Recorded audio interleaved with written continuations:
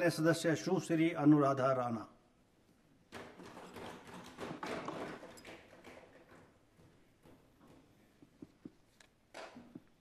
माननीय अध्यक्ष महोदय,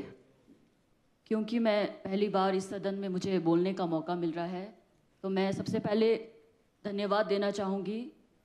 इस सदन के माध्यम से अपने विधानसभा क्षेत्र लाहौल स्पीति की जनता का, जिनकी बदौलत आज मैं इस सदन में हूँ और आप सबके समक्ष अपना वक्तव्य व्यक्त कर पा रही हूँ। तो मैं अपनी जनता का बहुत बहुत धन्यवाद और हार्दिक आभार इस सदन के माध्यम से करती हूँ। माननीय अध्यक्ष महोदय, इस गंभीर विषय पे मैंने भी अपने विचार प्रकट करने की कोशिश की थी और उसके लिए आपने समय दिया, इसके लिए मैं हार्दिक आभार आपका भी व्यक्त करती हूँ।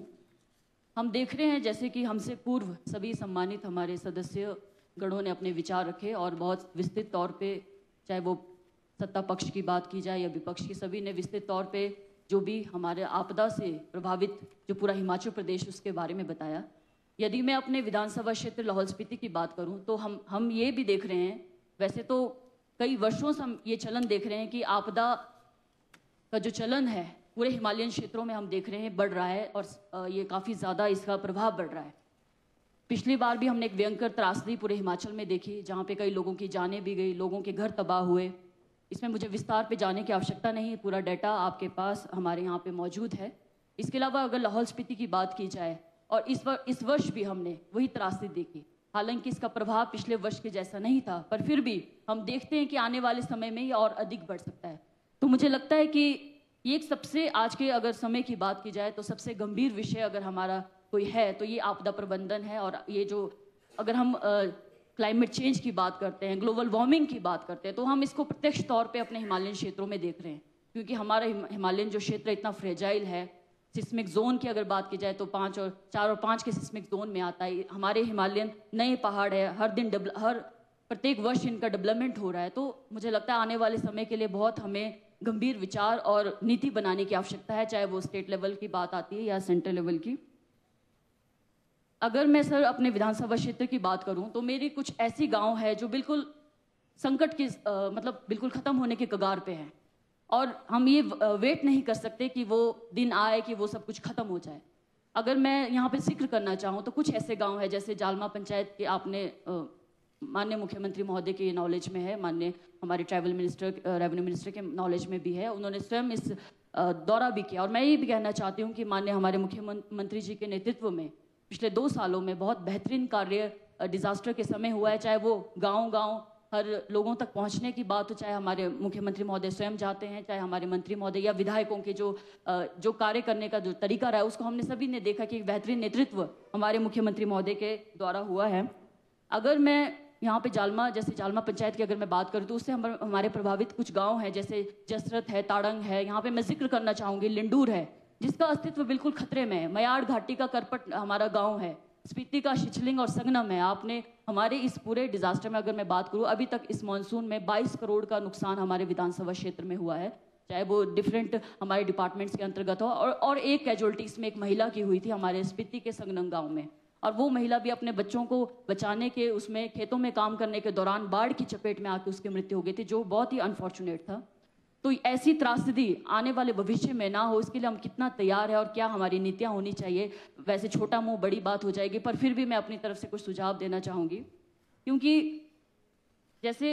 सबसे पहले तो सर हम रिहेबिटेशन की जहाँ बात करते हैं, क्योंकि मेरे विधानसभा क्षेत्र के भी कई ऐसे गाँव हैं जो बिल्कुल संकट की स्थिति में है, जिनको कभी भी पुनर्स्थापन करने की आवश्यकता है, जिसमें लिंडूर है, हमारा करपट है। तो सबसे पहले तो मैं चाहती हूँ कि इस सदन के माध्यम से हमारे जो सेंट्रल गवर्नमेंट है उनको भी प्रस्ताव पारित होना चाहिए, उनके लिए प्रस्ताव जाना चाहिए कि ज्योग्राफिकल सर्वे ऑफ इंडिया के माध्यम से पूरे हिमाचल में जिलावार जो है हमारे ऐसे जगहों को चिन्हित किया जाना चाहिए जहाँ की ज़मीन किसी भी प्रकार के नए निर्माण, नई मशीनरी के प्रयोग के लिए उपयुक्त नहीं है।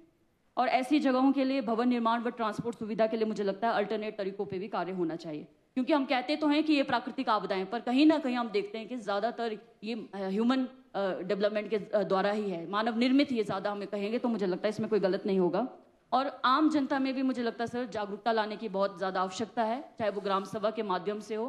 खासकर जब हम ट्राइबल जिले की बात करते हो तो मेरा सौभाग्य है कि मैं ट्राइबल जिले से दूसरी महिला हूँ, और ट्राइबल होने पे मुझे गर्व है और ट्राइबल होने के नाते कई तरह के कानून, कई तरह के अधिकार संविधान ने हमें दिए, जिसके कारण हम ट्राइबल कहे जाते हैं। तो ग्राम सभा के पास वैसे ही हमारे अधिकार है पेशा कानून के अंतर्गत। पर हम ये भी देखते हैं कि जैसे पिछले वर्ष सेंट्रल गवर्नमेंट के द्वारा जो एफसी अमेंडमेंट कानून लाया गया था, जिसके अंतर्गत हमारे जो ट्राइबल राइट्स हैं, चाहे वो फॉरेस्ट राइट एक्ट की बात की जाती है या पेशा कानून की बात की जाती है, panchayat extension of schedule areas act, तो इसको काफ़ी क्षीण किया गया, इसको कमज़ोर बनाने की कोशिश की गई। क्योंकि जहाँ हम रिहैबिलिटेशन की बात करते हैं, रिहैबिलिटेशन में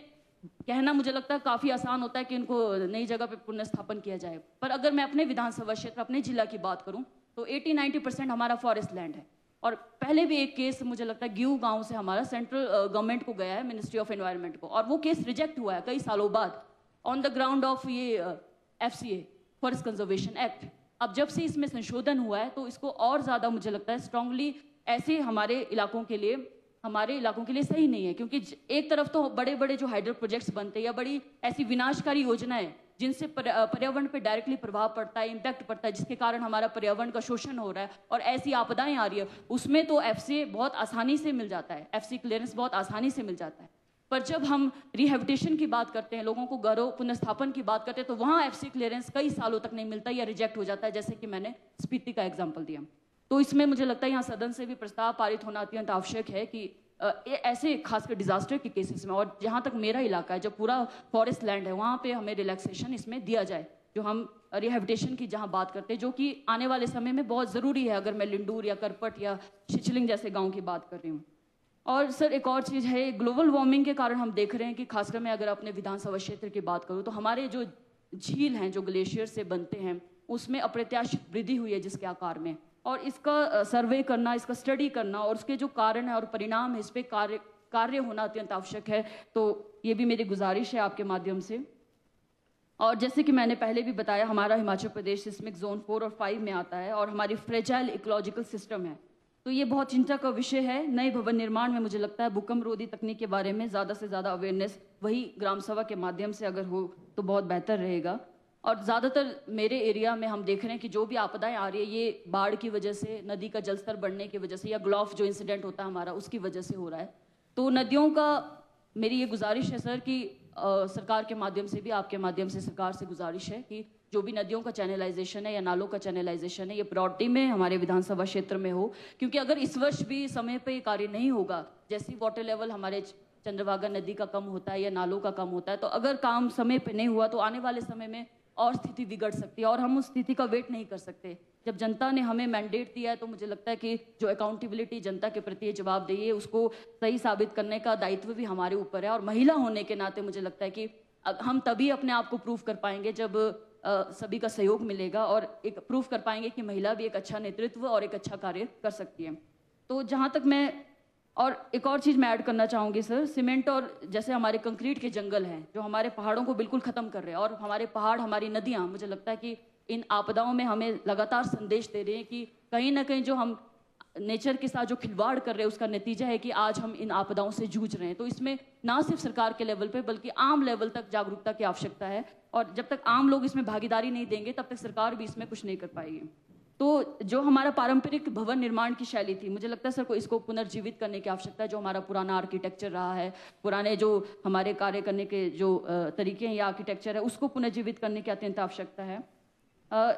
इसी के साथ सर, जैसे मैंने बताया कि 22 करोड़ का नुकसान हमारे पूरे विधानसभा क्षेत्र में अभी तक हुआ है, और अभी ये और भी बढ़ सकता है अगर मौसम को देखते हुए। तो जो मुआवजा राशि, जैसे माननीय मंत्री, हमारे मुख्यमंत्री महोदय के नेतृत्व में एक अच्छा ऐतिहासिक डिसीजन जो लास्ट ईयर दिया गया था, जहाँ पे 1.5 लाख से 7 लाख गुना बढ़ा के जो राशि दी गई थी, चाहे वो घरों की बात आती है या खेतों की या फसलों की। मेरे विधानसभा क्षेत्र में ज़्यादातर नुकसान मैंने देखा कि हमारे ज़मीनों का और खेतों का और फसलों का हुआ है, ज़मीनों का हुआ है। तो ज़मीन के बदले ज़मीन मिलने का मुझे लगता है बहुत एक प्रावधान बहुत अत्यंत आवश्यक है, क्योंकि जिन लोगों की जो